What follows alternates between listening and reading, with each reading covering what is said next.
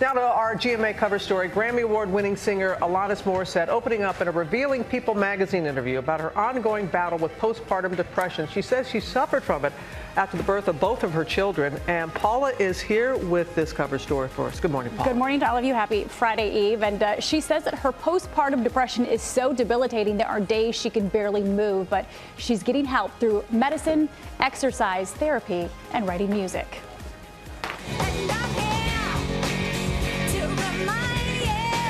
This morning, rock star Alanis Morissette is revealing her most vulnerable side, sharing with People magazine that she's currently suffering from postpartum depression after the birth of her daughter, Onyx Solace, now 14 months old. I was devastated, and it had me question my identity, had me question everything.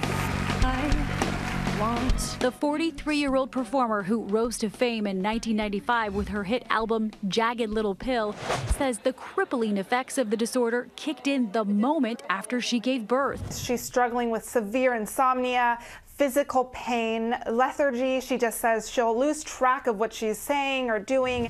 But she says no matter what, her two children are her #1 priority, and her goal is to reduce the stigma around postpartum depression.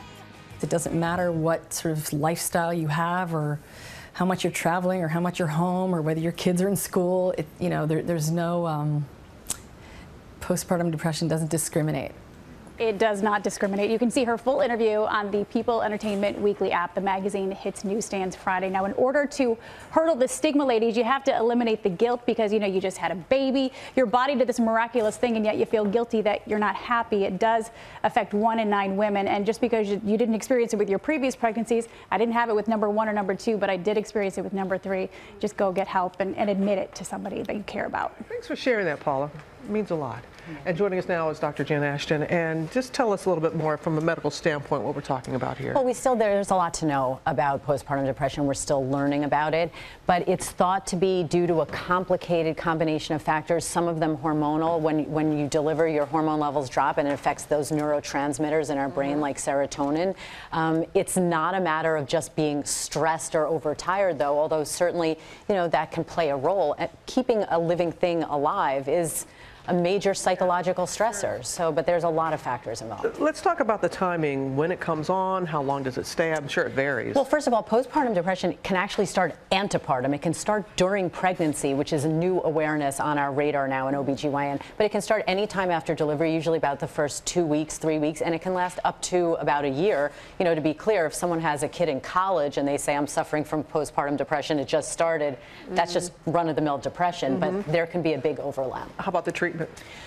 So many treatments. The key is medication. This can be a life-threatening medical emergency. So antidepressant medication is key. Peer support, psychotherapy, and behavioral therapy, all very important. This is where we need to drop that stigma. There's no shame in this game, and get professional help. Fill the boat with everything in our arsenal, because it doesn't just affect the mom and the baby. It affects their entire circle. You have helped deliver a lot of babies. Yes, ma'am. I think 1,500 That's and right. something like that, That's right. and we are counting. So tell us, what's on the horizon where this is concerned? 2 new things that I'm excited about. #1, new study out of USC. Dads can also suffer postpartum depression when their testosterone level drops, probably different reasons, but it affects about 1 in 5 dads. And there's a new blood genetic test called Genecept, which can be used to help target therapy to see if a woman can be sensitive to the antidepressant medications. It needs more research, but it's showing us that there is more scientific approach to this, because this is a serious situation. It's real. All right. Thanks so much, Jen. Well, hey there, GMA fans. Robin Roberts here. Thanks for checking out our YouTube channel. Lots of great stuff here. So go on, click the subscribe button right over here to get more of awesome videos and content from GMA every day, anytime. We thank you for watching, and we'll see you in the morning on GMA.